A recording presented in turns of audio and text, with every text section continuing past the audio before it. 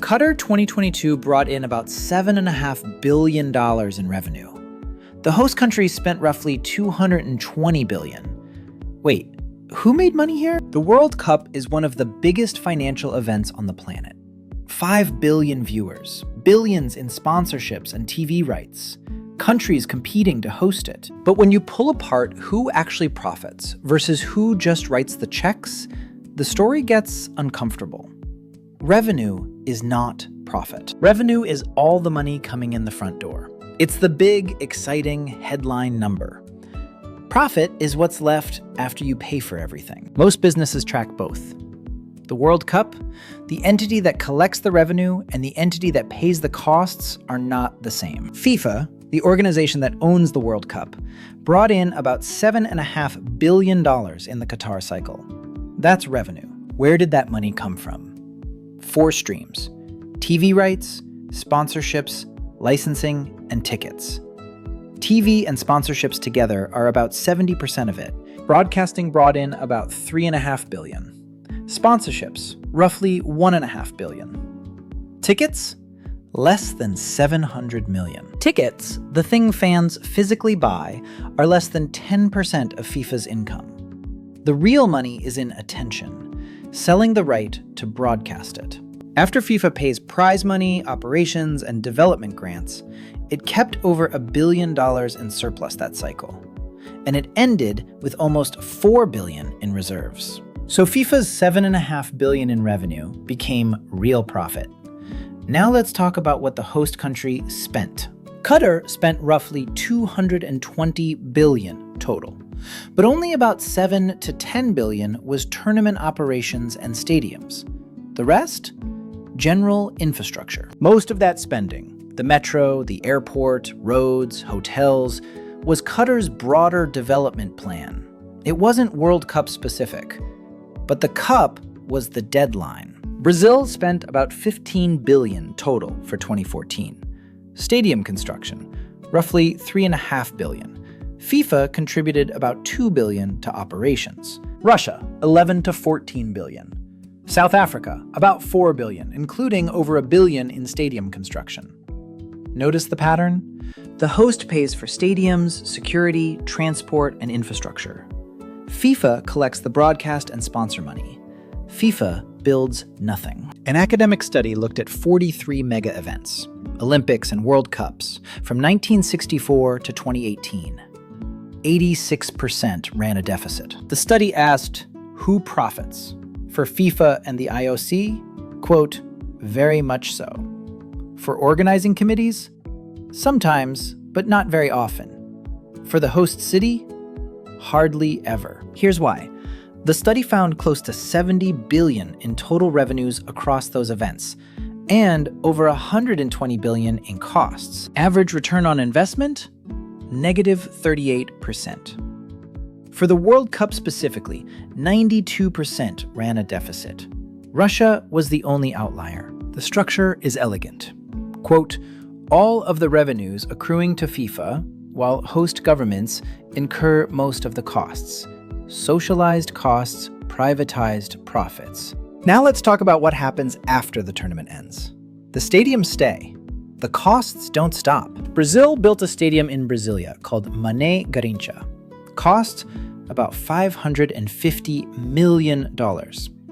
Brasilia has no top division football club. After the World Cup, it hosted weddings and kids' parties. The parking lot became a bus depot.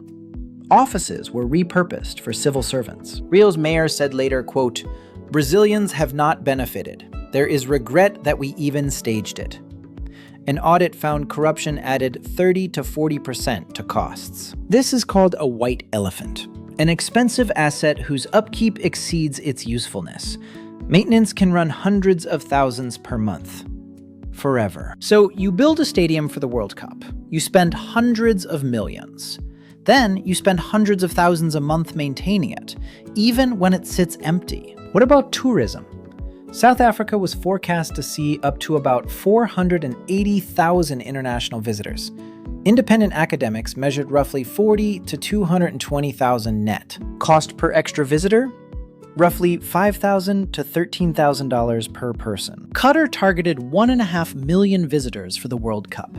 November arrivals, about 573,000, less than 40% of the target. Hotel prices spiked. Opening week averaged over $1,300 a night. But overall occupancy in November was only 56%, lower than pandemic years. Why? Shuttle flights. Fans flew in from Dubai daily. Higher prices, but empty rooms. Revenue is not profit. Here's a closer look. A restaurant near a stadium normally does $20,000 a month revenue, 10% margin, $2,000 profit. During World Cup month, revenue triples to $60,000. Sounds great, but costs rise. Overtime, temporary staff, higher supply prices. Margin drops to 7%. Profit roughly doubles, from $2,000 to $4,000. Revenue tripled, but profit only doubled. And next month, revenue may dip below normal. Gross revenue is not the same as net profit. Most local businesses experience a temporary bump, money moving, not wealth created. There's another hidden cost: substitution. A local fan's dollar spent at the stadium is a dollar not spent at the cinema or the grocery store. And regular tourists get crowded out. They avoid the city because prices are high and hotels are full. So visiting fans partly offset normal tourism. So who actually makes money? FIFA, broadcasters, global sponsors. The reliable winners are the ones who own the scarce asset and bear the lowest costs. The host? They pay for the building, the security, the infrastructure. They hope for pride, visibility, or a tourism spike that rarely materializes. A sports economist looked at a forecast for the 2026 World Cup. Headline: $40 billion in global GDP. His take? Quote, a fraction of what is advertised. He added, these estimates should be considered, quote, a promotional press release, rather than a serious piece of economic analysis. Pre-event forecasts are almost always inflated. So when does hosting make sense? When the infrastructure already exists. North America 2026 uses mostly existing NFL and college stadiums. No white elephants. Or when the infrastructure was genuinely needed anyway, and the World Cup just accelerates the timeline.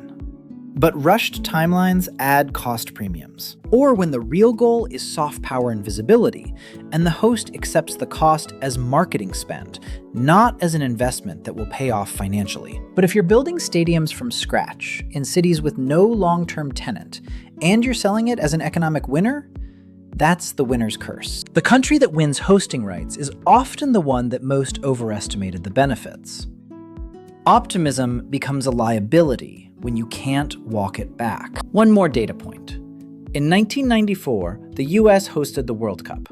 Pre-event forecasts promised a $4 billion game. Measured after the fact, host cities experienced losses of $5.5 to $9.5 billion. The forecast wasn't just wrong, it was backward. This isn't just a sports story. It's a finance lesson. Big revenue numbers make headlines, but revenue is not profit. The owner of the scarce asset, the one who builds nothing and controls the rights, captures the profit. The one who builds everything owns very little upside. When someone pitches you on a business, a side hustle, or an opportunity, don't ask how much revenue it does. Ask what the margin is. Ask who pays the upfront costs.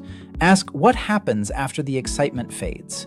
Revenue moving through the system is not the same as wealth created for you. The World Cup is a perfect case study in who captures the profit and who just handles the money. One builds stadiums, the other collects the checks. The entity that owns the rights and bears the lowest costs is the one that profits. Always. That's the pattern, in mega events and in your own money decisions. Thanks for watching. Keep asking the right questions. Not just how much money is moving, but who actually keeps it.